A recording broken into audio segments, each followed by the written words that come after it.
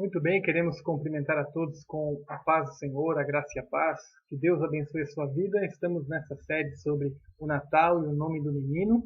Já tratamos sobre a introdução, estamos tratando aí sobre alguns símbolos natalinos. Já falamos sobre o pinheiro, sobre a guirlanda e agora avançaremos e queremos tratar sobre um outro símbolo muito conhecido aí na época do Natal, né? Que são aí as figuras dos três reis magos, está aí entre aspas, né? Três reis magos. Então vamos dar uma olhada aí neste símbolo. Comumente ouvimos dizer que três reis magos foram visitar Jesus por ocasião do seu nascimento. Porém, olha só, é importante observar que a Bíblia não diz que eram reis, nem na quantidade de três, e tampouco faz menção aos seus nomes. Isso vale destacar. A Bíblia não diz que eram reis, algumas versões trazem como sábios, ou até como magos, né? Mas a Bíblia não diz reis, e ela também não diz que eram três. Né? Ela dá o plural, que dá a entender que é mais de um, mas ela não identifica que são três, né? E ela também não menciona os seus nomes, né? Certo? É apenas um detalhe, né? Nos textos de Mateus 2:1 e Mateus 2:9 e 11, nós vemos que Jesus não estava mais na manjedoura, na ocasião da visita deles. Ele estava com a sua família numa casa naquela ocasião, quando os magos chegaram, os sábios, né? Então ele já estava aí em alguma casa, já não mais na manjedoura, ou seja, já havia passado aí algum tempo já, né?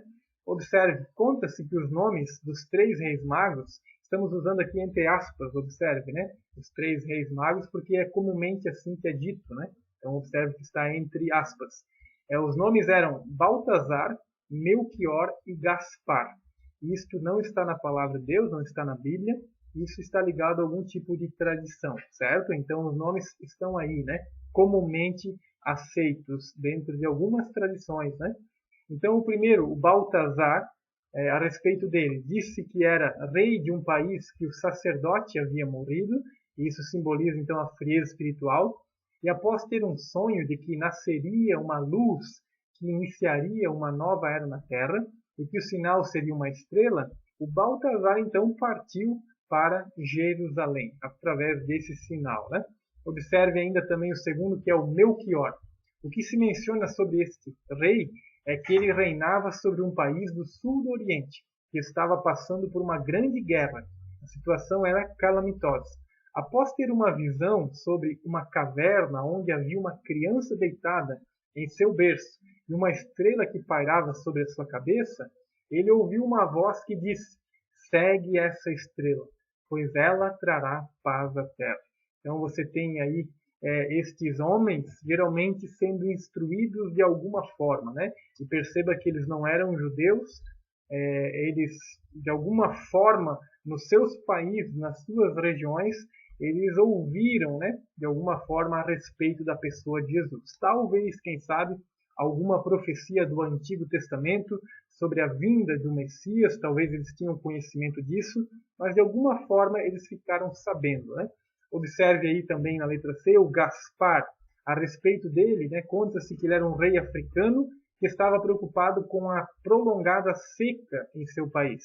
Após estar refletindo sobre o que fazer, debruçado em um poço, ele teve uma queda para dentro desse poço e conseguiu agarrar-se em um pé de mirra que havia nascido na parede do poço.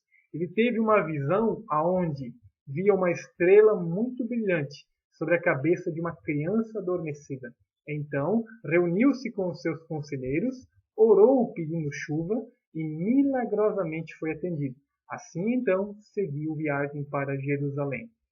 Lembrando, destacando aqui, que estamos narrando isso, descrevendo isso, não a partir da palavra de Deus ou a partir da crença comum do povo de Deus. Pelo contrário, estamos tratando aí a partir de algumas tradições, algumas maneiras populares de ver a figura aí desses três personagens, tá certo? Então, isso não está na Bíblia, não é orientação, não é base bíblica, mas é apenas para um conhecimento de onde estão estas origens, quando se fala aí, entre aspas, nos três reis magos, certo? Talvez, para nossa reflexão aí, né? Talvez, o que se pretendia com essas narrativas era tratar sobre as principais calamidades da época no Oriente Médio, que era a frieza espiritual, as guerras e as secas. o que era comum entre aqueles povos, causando assim o quê? Fome, doenças e mortes. Talvez, né, isso foi criado, essa situação toda, essa narrativa toda, para trabalhar sobre alguns assuntos comuns daquela época, né? Não se sabe se de fato, né, estes homens eram 3, não se sabe os nomes deles, né? Isso nós não temos como conhecer esses detalhes, certo? Agora, para refletir a partir da Bíblia Sagrada, a Bíblia diz que houve alguns sábios, não se sabe se é 3 e não se sabe os seus nomes, mas houve alguns sábios que vieram de uma região distante para visitar o Senhor Jesus na ocasião do seu nascimento. Olha só o que diz ali. Conforme a Bíblia relata em Mateus 2, os magos levaram alguns presentes para Jesus. E era o quê? Ouro, incenso e mirra. Isso está lá na Bíblia. Esses magos, esses sábios, eles foram, só não se sabe quem eram, quantos eram e tão pouco os seus nomes. Esses presentes, ouro, incenso e mirra, presentes de alto valor comercial na época, pois entendiam que Jesus era um rei.